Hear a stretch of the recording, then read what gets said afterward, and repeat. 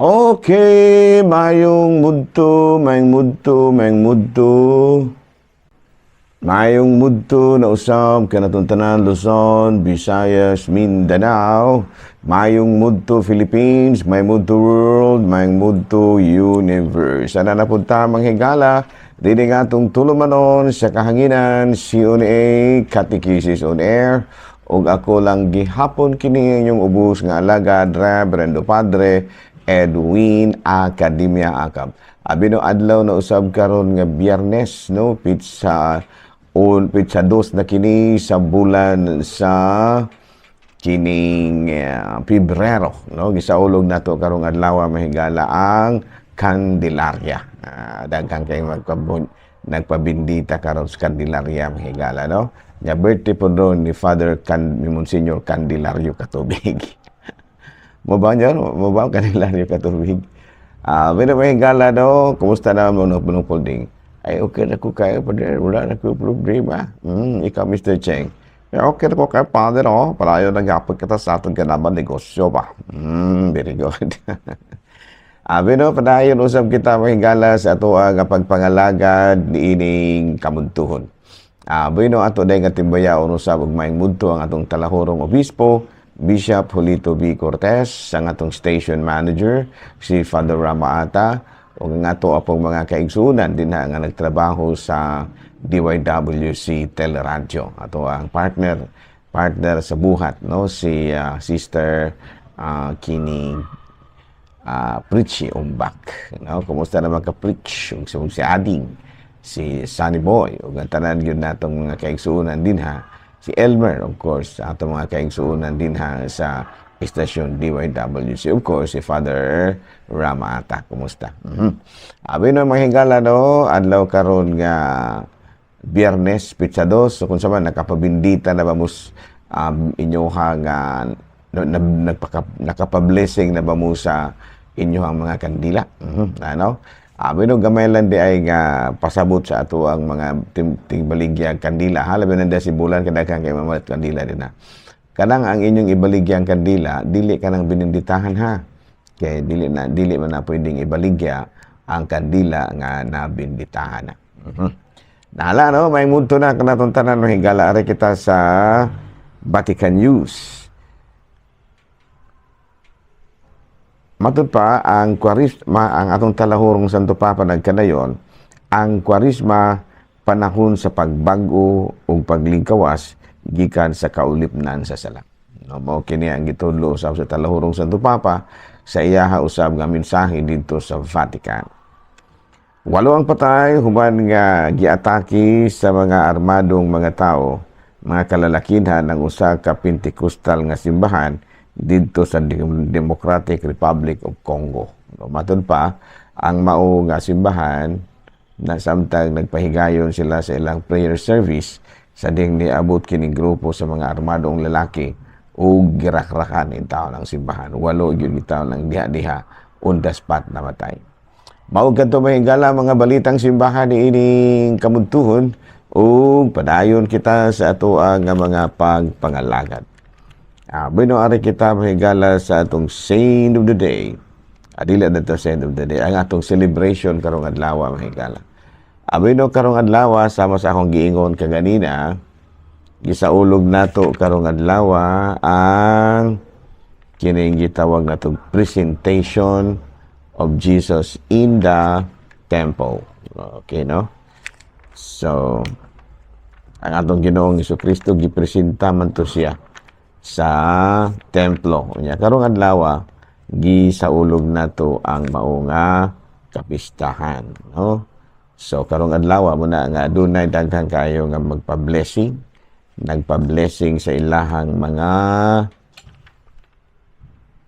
nagpa-blessing sa mga kandila. Kay karong adlaw lagi present kan man ron kanang paghalad sa lingid ng bata dito sa templo. The presentation of the Lord dito sa templo. Of course, ang debosyon sa kining bitaw ang pagdebosyon sa kining kandila nga pabinditahan nagsugod kini na didto gyud mismo sa Roma. Gani usa ka mission dunay usa ka pilgrims nga ginganlan og Etheria ang mibisita sa Jerusalem, dili Roma. Ang mibisita sa Jerusalem niadtong ikaapat nga siglo. Ug gani her journal discovered in 1887 nagpasabot nga gisaulog yun no sa katawhan dito sa Jerusalem ang matud pa presentation of the Lord Jesus in the temple. No na nga kada atol ka na sa February 2. Unya pag-abot sa ikatulo nga siglo, si Pope Serious inaugurated candle light procession, blessing and distribution of candles o gimano sa Jerusalem. So mao kadto mahigala mga balitang simbahan ining kamuntuhon ug ari kita mahigala sa atuwa nga itawag na to ari kita sa atuwa nga catechesis. Okay. Abino ari kita sa atuang catechesis, Christianity. Okay, doon ay nangutana dire. Pader ipasabot ko no ning Christianity. Okay, no?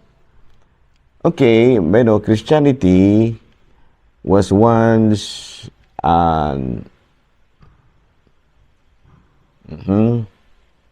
Okay, so padayon kita mahigala ha. So ari kita sa atuang catechism. Okay, so unang pangutana. Pader, pwede bang imong ming tudluan sa mga importante kayo nga pagtulunan kabahin sa simbahan? Pwede na to mong kuan. Abi daw kining church or ang linatin ining church, ecclesia. Unya Greek word ekalim, no, to call out of. Naunya ang kada gina Domingo adunay convocation or assembly especially for a religious purpose, no, kining gitawag nato sa misa. Unya matud pa ang simbahan sa religious nga panabot relating to or manufacturing faithful devotion to an acknowledged ultimate reality or deity. In Christian usage, church is liturgical or prayerful worshiping assembly. Ang katawhan nga nagampo nagdayeg sa Diyos mao ang simbahan, mao ang gitawag og simbahan. Gani kung atong tanawon sa buhat sa mga apostoles kapitulo 19 bersikulo 35, apan kun aduna pa kamoy problema, husayon kini nga sa ngalan sa naandan nga tigom sa mga lungsuranon. Sa ato pa didto gini magtigom sa simbahan.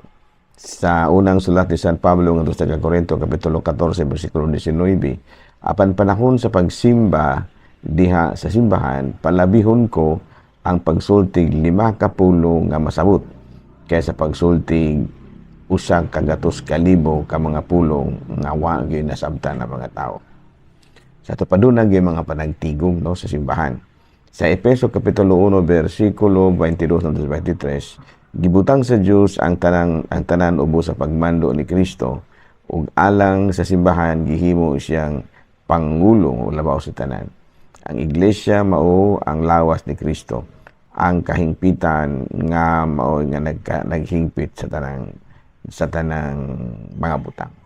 No, sa to pa karong adlaw mahigala ato nga gisaulog ang presentation unya ang atong pagtulunan karon mao ang kabahin sa simbahan. No, sa to pa ang simbahan di ay matud pa sa pinulungang linatin, ecclesia. O sa Greek, ekalin. Ingon ni ana, no? So, unya, matud pa, ang mga apostoles, sila mo ay nanghinay o sa panukon sa mga simbahan sa mga lugar nga diin sila gi-assignan.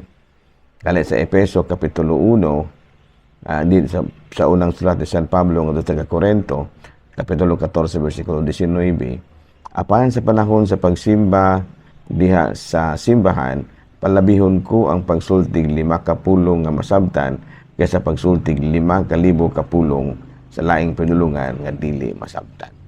Ganyan, no? Sa Efeso Kapitulo 1, versikulo 22-23, gibutang sa Dios ang tanan ubos sa pagmando ni Kristo ug alang sa simbahan gihimo siyang pangulo labaw sa tanan. Ang simbahan mao ang lawas ni Kristo, ang kahingpitan nga mao ang naghingpit sa tanang butang. Okay, klaro? Bino, din na lang una kita kutob ang higala ha. Ako lang gihapon kini yung ubos nga alaga Reverendo Padre Edwin Academia Acab. Manamilit na sa pagkaninyo o manalangin ka nato ang Diyos nga magkaigahom sa tanan, Amahan, Anak, Espiritu Santo. Tapos na ang misa, nato ang kalinaw ni Kristo. Tapos na ang misa, tapos na ang atong katikisem. Daghang salamat sa inyong pagpaminaw. Daghang salamat ug may mudto kanatong tanan.